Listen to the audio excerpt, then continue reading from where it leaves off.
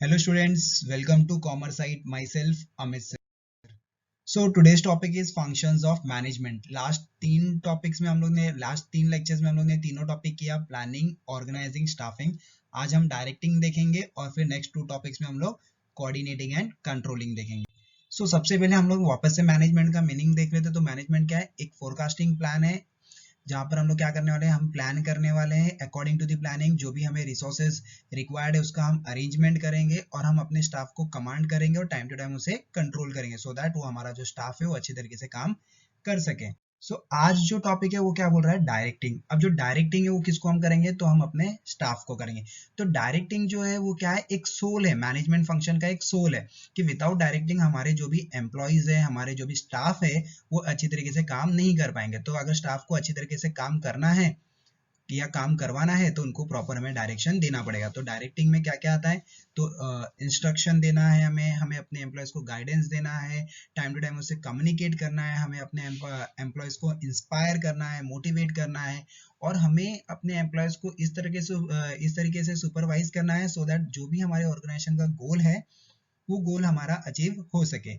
अब जो डायरेक्शन है वो कहाँ से फ्लो होता है? तो वो फ्लो होता है टॉप लेवल से लोअर लेवल. जो भी ऑर्गेनाइजेशन की जो हायरार्की होगी, मतलब जो बॉस है वो अपने मैनेजर को बोलेगा और मैनेजर अपने सबऑर्डिनेट मतलब जो भी ग्राउंड लेवल पे जो भी लोग काम कर रहे हैं तो उन लोगों को हमें क्या करना है? डायरेक्शन देना है. तो जो डायरेक्शन है वो क्या है? कंटिन्यूअस प्रोसेस है थ्रू आउट दी ऑर्गेनाइजेशन. मतलब जब तक ऑर्गेनाइजेशन चलेगा, ऑर्गेनाइजेशन में जितने भी डिपार्टमेंट्स है, जितने भी लेवल है, वो सारे लेवल पे हमें डायरेक्शन देना इंपॉर्टेंट है. देखते हैं हम इंपॉर्टेंस ऑफ डायरेक्टिंग. तो डायरेक्टिंग का इंपॉर्टेंस क्या है? तो सबसे पहले helps to achieve objective. Yes. तो ऑर्गेनाइजेशन में अगर हमारे जो भी ऑब्जेक्टिव्स है, तो मोस्टली ऑर्गेनाइजेशन का ऑब्जेक्टिव क्या होता है? या तो सेल्स बढ़ाना है, प्रॉफिट ज्यादा अर्न करना है, मार्केट शेयर बढ़ना चाहिए. तो ये जो भी हमारे ऑब्जेक्टिव्स है वो ऑब्जेक्टिव्स को अचीव करने के लिए कौन काम करता है? तो हमारे एम्प्लॉयज काम करते हैं. अगर एम्प्लॉयज को हम time to time proper direction देंगे तो डेफिनेटली हमारे जो एम्प्लॉयज होंगे वो एक बेटर पोजीशन पे होंगे और हमारी ऑब्जेक्टिव्स मतलब हमारी ऑर्गेनाइजेशन के ऑब्जेक्टिव्स अच्छी तरीके से अचीव हो जाएगी. सेकेंड पॉइंट में पूरा है फैसिलिटेट्स क्लैरिफिकेशन. यस. डायरेक्शन क्या करता है? पूरा क्लियर कट आइडिया दे देता है एम्प्लॉयज को, मतलब अपने स्टाफ को, कि जो भी इश्यूज है या जो भी मैटर है या जो भी सिचुएशन है उस सिचुएशन पे कैसे तुम्हें डील करना है, उस प्रॉब्लम से कैसे तुम्हें डील करना है. वो सारी चीजें हम क्या करते हैं? अपने एम्प्लॉयज को पूरा क्लियर कट पिक्चर दिखा देते हैं कि भाई अगर अगर ऐसा कोई सिचुएशन होता है या कोई टफ सिचुएशन होता है, हाँ, तो वो टाइम पे तुम्हें कैसे काम करना है वो पूरा मैनेजमेंट क्या करेगा? अपने एम्प्लॉयज को बता देगा. नेक्स्ट पॉइंट बोल रहा है फैसिलिटेट्स इनोवेशन. तो अगर हम टाइम टू टाइम अपने एम्प्लॉयज को डायरेक्शन देते रहेंगे, प्रॉपर डायरेक्शन देते रहेंगे, तो हमारा जो एम्प्लॉयज है वो मोटिवेटेड रहेगा और हमेशा नया नया आइडियाज लाएगा, नया नया प्लान्स एंड पॉलिसीज लाएगा सो दैट ऑर्गेनाइजेशन और भी इम्प्रूव हो सके, ऑर्गेनाइजेशन का परफॉर्मेंस इम्प्रूव हो सके और ऑर्गेनाइजेशन अच्छी तरीके से मार्केट में सर्वाइव हो सके. क्योंकि इनोवेशन नहीं होगा तो हम लॉन्ग टाइम तक मार्केट में सर्वाइव नहीं कर सकते. क्योंकि हमें सबको पता है कि ये जो वर्ल्ड है, ये वर्ल्ड को हम लोग बोलते हैं कॉम्पिटिटिव वर्ल्ड. कॉम्पिटिटिव वर्ल्ड में अगर हमें सर्वाइव करना है तो एम्प्लॉयज को हमें प्रॉपर डायरेक्शन देना पड़ेगा. नेक्स्ट टॉपिक बोल रहा है कॉर्पोरेट इमेज. तो कॉर्पोरेट इमेज हमें सबको पता है. कॉर्पोरेट इमेज मतलब क्या होता है? गुडविल ऑफ द कंपनी या कंपनी का रेपुटेशन. कंपनी के रेपुटेशन को अगर इंप्रूव करना है, हमें अपने गुडविल को और बढ़ाना है, तो हमें इफेक्टिव डायरेक्शन अपने एम्प्लॉयज को देना है. क्योंकि जितना अच्छी तरीके से डायरेक्शन दोगे, हमारा जो एम्प्लॉयज है उसका परफॉर्मेंस बढ़ेगा, वो अपने कस्टमर को सेटिस्फाइड रखेगा, उसको time to time quality services provide करेगा हमारे कस्टमर्स को, और जिसकी वजह से हमारा जो गुडविल है मार्केट में वो भी क्या होगा? इंप्रूव होगा. नेक्स्ट पॉइंट बोल रहा है coping up with the changes. तो हमें सबको पता है कि ये जो बिजनेस एनवायरनमेंट है ये हमेशा चेंज होते रहता है. क्योंकि एवरी सिचुएशन में जो बिजनेस का जो एनवायरनमेंट है या मार्केट का जो एनवायरनमेंट है वो क्या होते रहता है? चेंज होते रहता है. तो अगर ये चेंज एनवायरनमेंट में हमें अगर सर्वाइव करना है तो हमें भी न्यू स्ट्रैटेजीज को अपने ऑर्गेनाइजेशन में अडॉप्ट करना पड़ेगा. तो ये जो एम्प्लॉयज होते हैं जो नए नए स्ट्रैटेजीज को, या जैसे जैसे एनवायरनमेंट चेंज हो रहा है तो एनवायरनमेंट चेंज होने के हिसाब से उन लोग क्या करते हैं? काम करते हैं. लेकिन हमें ये अगर एनवायरनमेंट के हिसाब से हमें अपने एम्प्लॉयज को काम करवाना है तो वहां पर मोटिवेशन बहुत बड़ा रोल प्ले करता है.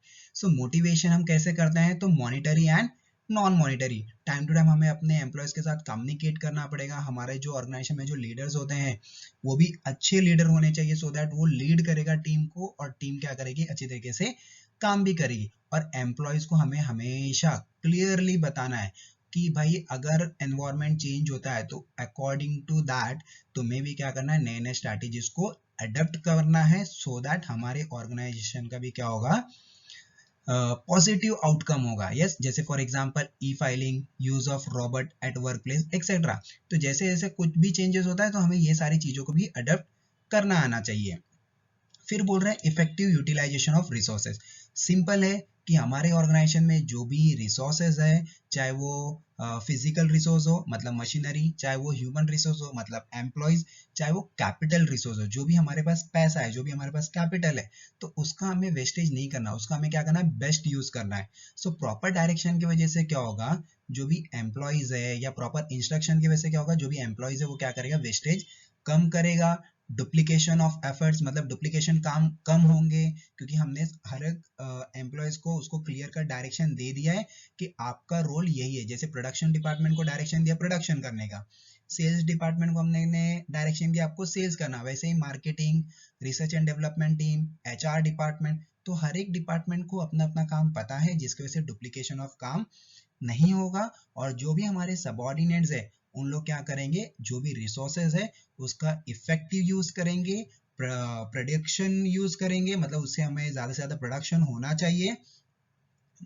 और साथ ही साथ हमारा जो कॉस्ट है, हमारा जो खर्चा है वो भी कम होगा। देखो रिसोर्सेज कम हो मतलब वेस्टेज कम होगा, तो हमारा कॉस्ट, हमारा खर्चा भी कम होगा, और खर्चा कम होगा तो ऑटोमेटिकली हमारी प्रॉफिट बढ़ जाएगी। लेकिन ये सब कब होगा, जब वहां पर प्रॉपर डायरेक्शन होगा।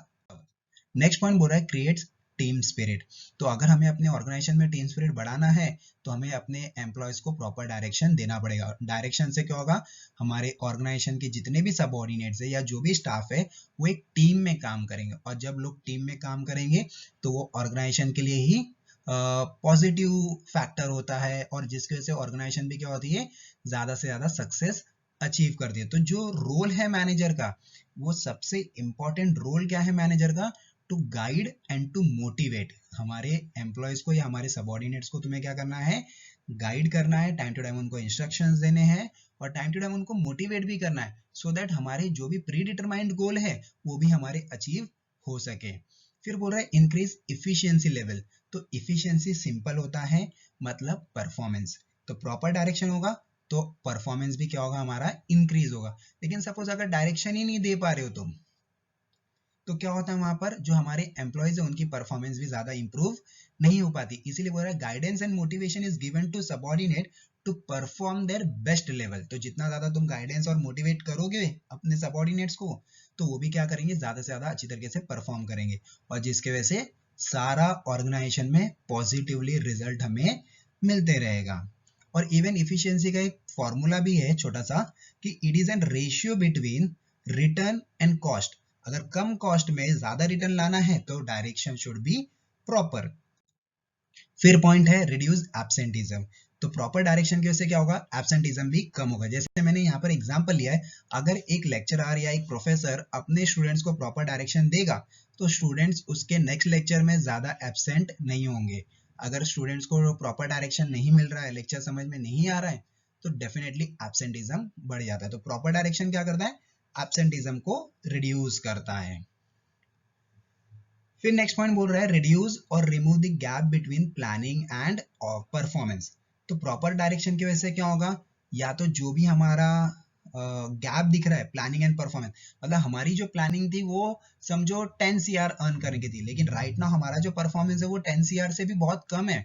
सो इसके वजह से क्या होता है कि हमारा जो प्री डिटरमाइंड गोल है वो अचीव नहीं हो पाता है। तो इसीलिए यहाँ पर बोला गया है कि प्रॉपर डायरेक्शन की वजह से क्या होगा, जो प्लानिंग एंड परफॉर्मेंस में जो भी गैप दिख रहा है वो रिमूव हो सकता है, मतलब वो नहीं भी हो सकता है, या तो जो भी गैप है वो धीरे धीरे हम रिड्यूस कर सकते हैं। बट रिड्यूस कैसे होगा, so with the help of proper planning. तो जो भी मैनेजमेंट है या जो भी मैनेजर डिपार्टमेंट के जो भी लोग हैं वो अपने एम्प्लॉयज को प्रॉपर डायरेक्शन देना चाहिए। तो अगर डायरेक्शन अच्छा है तो हमने जो सोच रखा है उसके हिसाब से हम रिजल्ट को भी अचीव कर सकते हैं।